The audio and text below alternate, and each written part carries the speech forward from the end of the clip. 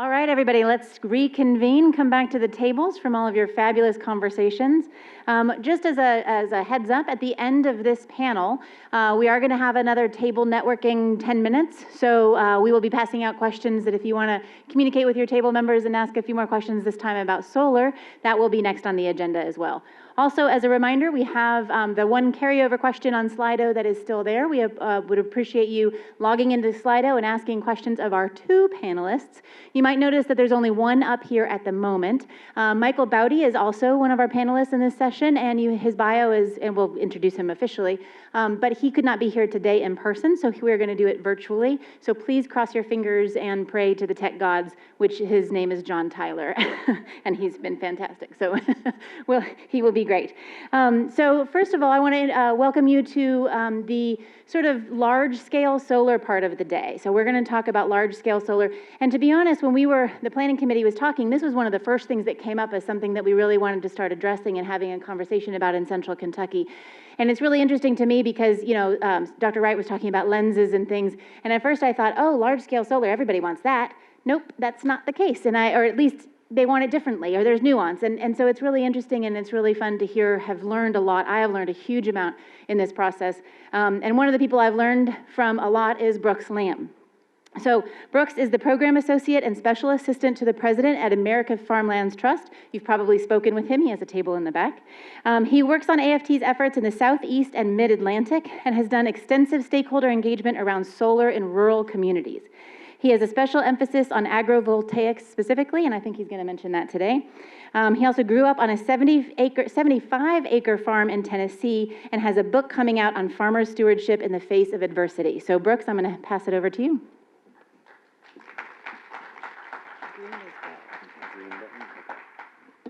Excellent. Well, thank you so much, Amy. And before I get started, I wanted to let Shane get his phone. I wanted to express gratitude for three quick things. First, I'm grateful to Bluegrass Green Source for hosting this conversation and very grateful to be invited to speak here. Second, I'm thankful to the speakers who've already gone today. I think it's really, really important that we start a summit on environmentalism with conversations around equity. I think that takes a lot of courage to do, and I think it's really, really important that we do it.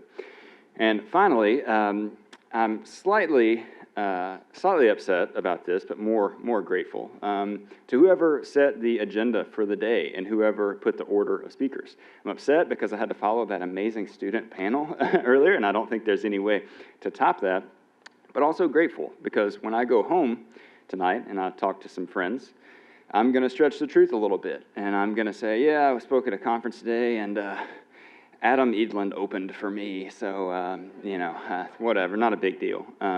So anyway, that's what I get for trying to start with a joke that I just came up with while I was standing at the table back there. Wasn't that funny?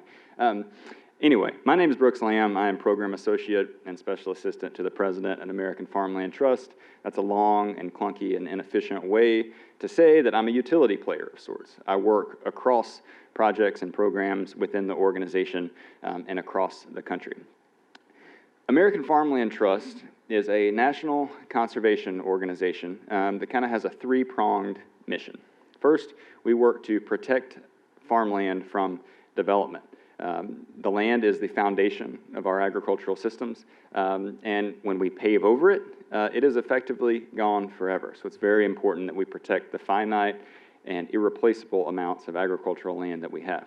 Second, we promote environmentally sound farming practices. If done right, agriculture can be a solution rather than a contributor to the climate crisis. Finally, we work to advance farmer and rural community viability and vibrancy. That means that farmers can hopefully get paid well for the good work that they're doing. We can enable those farmers and their communities to thrive. It also means we're embracing equity to make sure farmers of all backgrounds have good opportunity. We do this work on the national level, but we also do it on the state and local level. We've actually been involved here in Kentucky for almost 3 decades and have had some really big impacts in the state. We're starting to expand our work into the rest of the Southeast, and as someone who grew up on a small farm in Tennessee. I'm really, really grateful for that. I also think the Southeast presents us a tremendous opportunity to do good work at the intersection of environmentalism, equity, and agriculture. I think we can make more progress here than in many other parts of the country.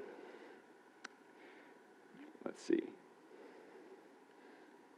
Okay, there's 2 green buttons. I've heard that multiple times, but I was hitting the wrong one. So why is American Farmland Trust up here talking about solar development? Well, you can see from 3 of the screenshots on the slide here that we've got multiple pages on our website dedicated to this issue. You can see a full suite of resources on the top left, a general article on solar coexisting with agriculture across the country, a piece in the bottom left about solar energy, farmland, and Kentucky. So we're really starting to deal with this. So why? If you look down to the bottom right, you can go to Google and quickly type in solar and farmland or farmland and solar and get a bevy of results. This is getting to be a bigger and bigger topic in the agricultural community. It's important because the Department of Energy and the National Renewable Energy Lab recently released a report saying that in the next few decades, solar development will cover up to 10 million acres of rural land across the country. That is a lot of land, and because solar is often sited in places that are flat and well-drained and open and sunny, that means that a lot of solar will be sited on farmland. So we need to be really, really thoughtful about how we do that. So I mentioned the national work we're doing. I mentioned that we're doing that in Kentucky, and we're really trying to engage on the ground level to understand the hopes and the concerns and the benefits and the drawbacks of expanding ground-mounted solar energy in Kentucky and in rural and agricultural communities. So to better understand that, to help us find a better way forward, AFT led a stakeholder engagement process in the state of Kentucky. This is a project I worked on quite a bit back in the fall, and I'm really proud of the results. So AFT staff, myself and others, connected with leaders and advocates from several different issue areas, connected with folks with agricultural and farming backgrounds, including farmers themselves, talked to people representing environmental and ecological groups and entities, talked to energy groups, and talked to people representing community-based organizations, really wanting to understand this issue from multiple different lenses or sunglasses, as we talked about earlier today. Given solar development's impact on rural places and the fact that a lot of solar energy infrastructure is often sited in rural communities, we prioritize input from these places and spoke with over a dozen folks through a months-long engagement process. For the sake of today's conversation, Amy's asked that I really focus specifically on the agricultural perspectives here. So we're going to concentrate a lot of my remarks today there. So throughout our process, stakeholders shared a variety of thoughts on the benefits and the drawbacks of ground-mounted solar energy. I'm going to start with some of the benefits. So in almost every single conversation that I had, people mentioned that solar leases on farmland can provide consistent income for farmers and landowners in an industry where consistent income is often lacking. Cash flow is a huge problem for a lot of farmers, especially smaller and mid-sized farmers. It's a struggle. You're having to make an annual farm payment. You're having to pay all of your other bills. You've got health care costs. You've got all of these things that you're trying to cover. So if you can get consistent and pretty high income, I think one of the average per acre income amounts for solar in this general area is kind of between $600 and $1,200 an acre. It's a lot of money, and that can help a lot of families if it goes to the right places. The next is that folks were mentioning cost-competitive clean energy. Solar, as it gets more standard, is becoming cheaper, and people are excited by that. People want lower energy bills. Again, kind of an economic perspective here. And they also mentioned job creation and tax income. As was talked about earlier, in some communities throughout Kentucky, it would be great to have some really innovative and high-paying jobs for community members to generate tax revenue for counties that could really use a boost to their public coffers. Could be a really, really big benefit there. Folks also mentioned some key concerns, and these aren't all that were mentioned, but I did want to highlight just a few. First, people talked a lot about the loss of open space and farmland to solar development, and they were especially worried about the state's most productive farmland. The idea being that we have a limited amount of prime soils across the state of Kentucky to most efficiently and effectively grow our food. If we put those in arrays that you can't continue to grow food under them or in another way, we lose that capacity, and that hurts not only the economy, but agriculture and the environment as well in some ways. Another comment that was made is that the construction and decommissioning of arrays is a really important issue. It's also an issue we don't have a ton of information on right now. A lot of solar leases are supposed to last 30 or 40 years before they are decommissioned. We don't have many that have been around that long to know what the impacts are of decommissioning. So when they're pulled off of a farm, can you go back to farming that same year? Will the soil be very compacted from all the installation and deconstruction processes? Lots of questions there. Will the soil fertility be there? Lots of things that people were concerned about. Also concerned that farmers and the landowners themselves not be the ones to bear the burdens for removing these arrays. They wanted bonds to be put in by solar development companies. Other assurances on local and state levels with policy to make sure that landowners and farmers would be protected in these instances. And finally, one thing that I will also mention, and I believe Adam and maybe others have touched on this today as well, people wanted to make sure that rural communities were protected. There has been a history in Kentucky and my home state of Tennessee and other places throughout the U.S. of extractive industry that makes a lot of promises when it comes in and then does all of the things that it's going to do, makes a big profit and leaves. And a lot of folks were wanting to make sure that the solar development industry does not do that. It doesn't need to be a shiny new version of an extractive industry. So if it's going to be in rural communities, it needs to invest in rural communities and serve rural communities. So people were very, very committed to that idea. I mentioned loss of Kentucky farmland to solar development, and that is a true concern. I think Kenya, I'm losing track of where she is. I know she's in a pink dress somewhere, but I think she's told me before that there's estimates between 100,000, 200,000 acres that may be impacted in the next few decades by solar development in Kentucky. If we look at data from 2001, thank you, to 2016, we can see that another type of development has really threatened Kentucky farmland. Between that time, over 265,000 acres of Kentucky's agricultural land was either developed or compromised, meaning it was developed or so close to other farmland that the land around it could not be effectively farmed anymore. If we look at that and break it down a little bit further, AFT has done one of the first analyses to understand the types of development there. A lot of it, 77% or over 200,000 acres, was low-density residential development. That means 2 and 5 and 10 and 15 acre tracts that are no longer farms. They're essentially big yards or big estates that takes agricultural land out of production. And arguably, developed land of this kind, whether it's a subdivision or a strip mall, or this low-density residential development, is far more permanent than solar development. Once you pave over a farm or you build houses there, it's not very likely that you're going to tear those things down to put in a cornfield or a cattle pasture again. Solar, as I mentioned earlier, usually has a 30 or 40-year lifespan. Theoretically, it is possible to go back and return that land to agricultural production. One other point about low-density residential development, our GIS and data wizards, of which I don't know how they do their magic, but they have determined that agricultural land in these low-density residential development areas is 14 times more likely to be converted to urban high-density development by 2016. So if the land was already in low-density areas before we started our study, there was 14 times greater likelihood that it would be further developed by the end of our window. So we think about fields of solar panels, and folks may get concerned about that in terms of its impact on farmland, but we need to also be very cognizant and very aware that this image is one that we should be thinking about too.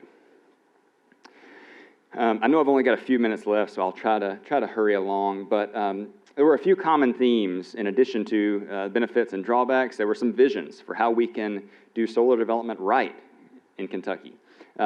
Folks talked about wanting to prioritize solar siting on rooftops, brownfields, and marginal lands. So instead of putting it on the best agricultural acreage, maybe we put it on that reclaimed coal mine land. Instead of putting it on the best field, maybe a farmer puts it on the more marginal fields where she or he has to put in more chemical inputs in order to make the land productive. So that was something that was mentioned, and towards the big question that got a bunch of thumbs up in the back, putting these on rooftops, on Walmarts and Best Buys and Home Depots and Lowe's. People really want to see that. I really want to see that. I think there are ways we can make that happen. People wanted to advance agrivoltaics. I'm going to talk a little bit more about that on the next slide, but that's essentially farming and producing solar energy on the same land area. People wanted to be mindful of size and scale. The folks I talked to expressed a preference for having smaller, more dispersed arrays as opposed to fewer massive arrays. So if someone's going to put in 200 acres of solar, people like the idea of having 20 10-acre projects as opposed to one 200-acre project. I know there are economics involved there. I know developers have thoughts on that too. That's the feedback I got when I was doing this engagement. People want best practices for construction and decommissioning, and people want an equitable, inclusive, and ethical process for development. They want to be engaged on the front end. They want to have meaningful input. They want to have their voices heard. I think that's really, really important coming out of the equity conversations we had earlier today. I think Michael, who's coming up next, is going to talk more about agrivoltaics, again, because I know my time is limited, but it's a really, really innovative approach where you can actually continue to grow food and produce solar energy. You get more economic benefits for some of the farmers. It doesn't work everywhere, but where it can work really, really well. There's proofs of concept out there. I and a good friend of mine have actually published a report on agrivoltaics and dual use and trying to help local governments spur it along with certain policies. This can be a way forward, and it's really, really exciting. I wanted to point folks towards AFT's website. You can find the stakeholder engagement process, the write-up from that at our website here. I've also got paper copies in the back, as well as a policy exploration that some of my colleagues did. And we've got an entire smart solar siting framework here on our website. You can go to farmland.org/solar, find all sorts of resources there. Finally, before I end, I wanted to share one really quick story. I'll be very quick. I appreciate it. I've spoken about solar and farmland a few different times at community engagement events. And oftentimes I will walk in, and it's before anyone knows I'm going to speak. And this happens on both sides of the issue. Someone will kind of sidle up to me and say, so are you for or are you against solar? And I will give this kind of what I think is a good 2 or 3 minute response and say, well, I think it's really complex. I think we could do this or we could do that, or what if we did this, or what if we thought this way? And sometimes the common response is, and people just kind of walk away. People want either a very simple answer. You're either all for it or you're all against it. And it highlights the need for nuance here. Solar development can be done really, really well in a way that uplifts us all. It can be done poorly. And I think that's the goal of conferences and conversations like this, is so we can bring that nuance to the forefront and really have conversations about the best and most equitable and most environmentally friendly ways forward. So thank you all.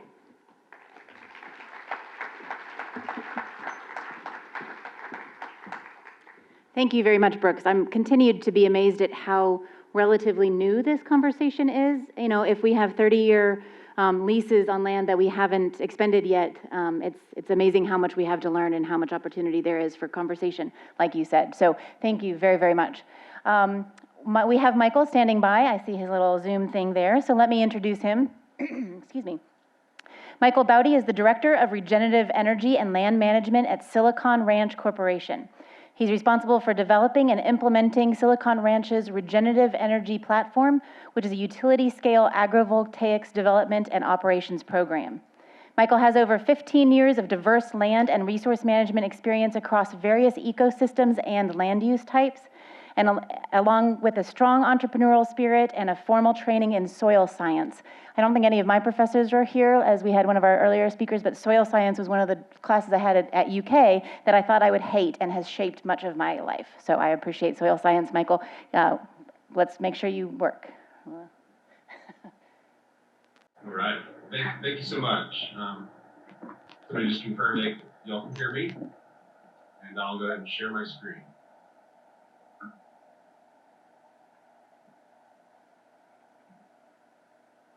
Okay. I'm going to just look at my chat and see if Shane can confirm with me that I'm on. Yeah, you're on. All right, sounds good. All right, folks. Thank you so much for dealing with me remote. Can't seem to get out of this pandemic we're in. I apologize. I had every plan to be there. I live just outside of Louisville. So it would have been a nice drive for me today, but I will be with you virtually. I did put a sport coat on, but I'm still wearing shorts, so you all know. So my name's Michael Baute. I'm the Director of Regenerative Energy and Land Management at Silicon Ranch. I'm going to talk a little bit about Silicon Ranch, then I'll go into the regenerative energy program that I developed and lead with Silicon Ranch. Slide. A little bit about Silicon Ranch. We're based in Nashville, Tennessee. We're a developer and long-term owner of our projects, which is quite unique in the solar industry. We've never sold an asset. And we've also executed every project we started, well, every PPA we've signed. So we have a 100% track record there. We're quite proud of that. Key to this, I want to make one more point of differentiation. We own the majority of our real estate as well. You heard Brooks talk about lease structures and farmer and landowner considerations. We also we're understanding of that, but our model is to purchase that real estate, and that gives us a long-term view on our projects, and that has really unlocked some of the work I do in the fact that we own that land, and we're looking at that land as part of the overall or the holistic project. Silicon Ranch, we have an operating fleet of power plants, about 1.6 gigawatts, and then our development pipeline is quite big, and every year we'll be building more and more projects. We're based out of Nashville.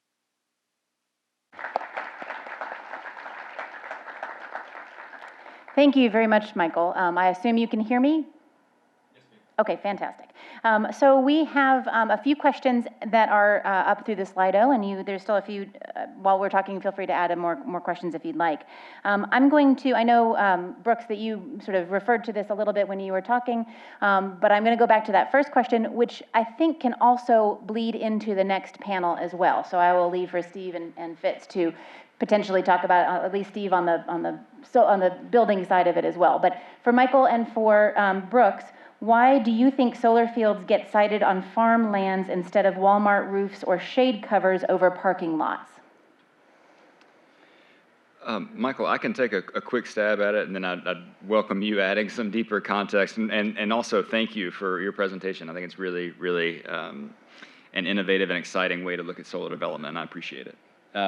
So towards that question, I think there's a lot of factors that might go into this. There are some, like can the roofs hold all that added weight of new panels? Were they designed for that? Oftentimes, Walmart and Home Depot and Lowe's don't actually own the buildings where their stores are located, and then some other landlord owns that. So you have the question of whether that landlord wants to do that. I'm coming at this from not a solar development perspective, so I'll offer what I think is the blunt answer. It's cheaper to put solar developments on farmland. It's rural land. It doesn't cost quite as much as having to do it in urban communities. It's easier. Construction, I think, is a lot easier.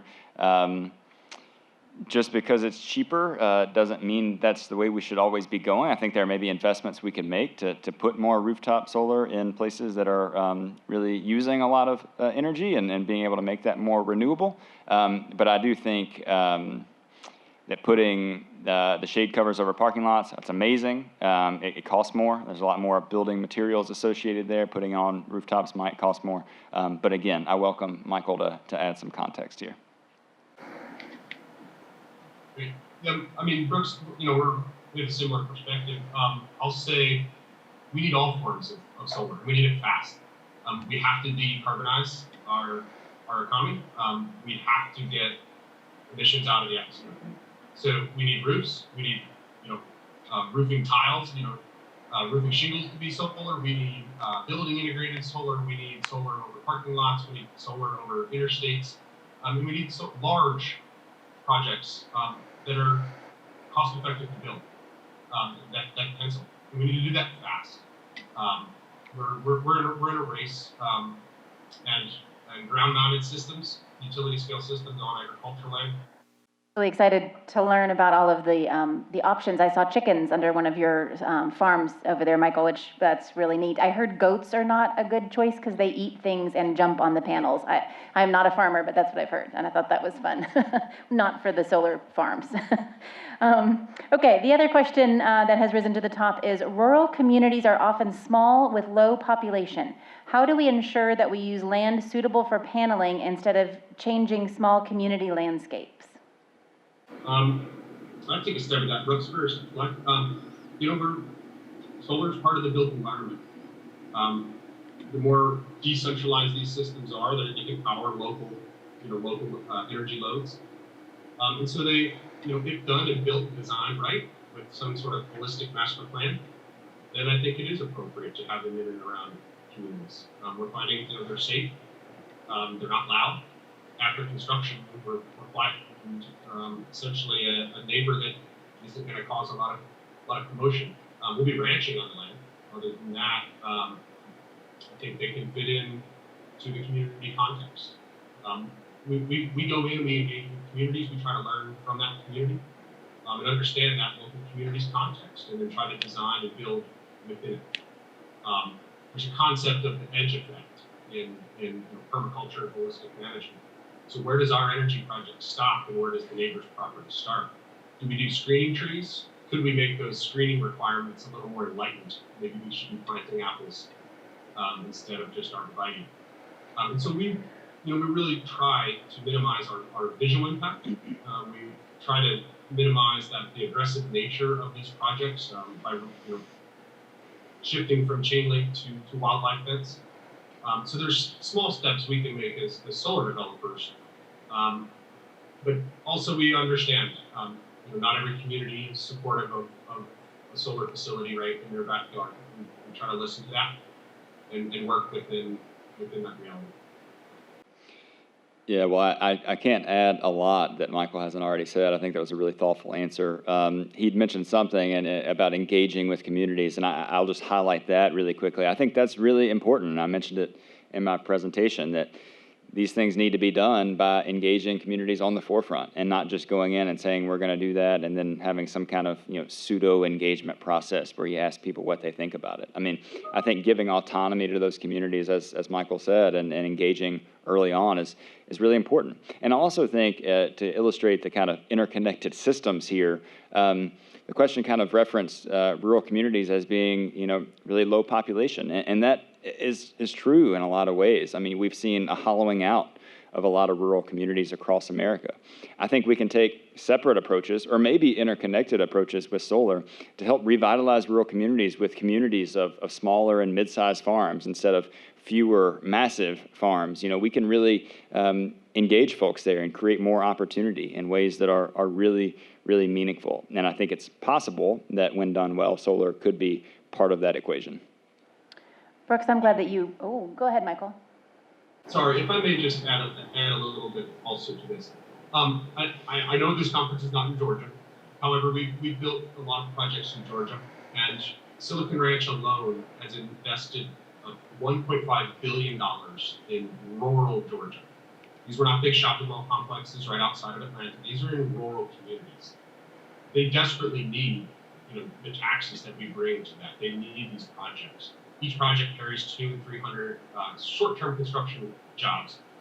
When there's a lot of projects that you can build a career out of them. in an area where solar is going to be built over the next several years.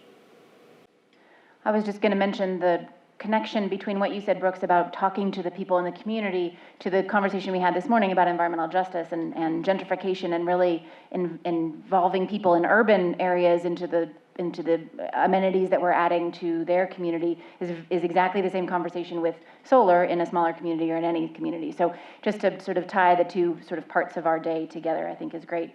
I think we have time for at least one more question, and I'm going to sort of combine two of them, which is one, what is the added cost to adding a farming element to a solar farm, you know, an agriculture element?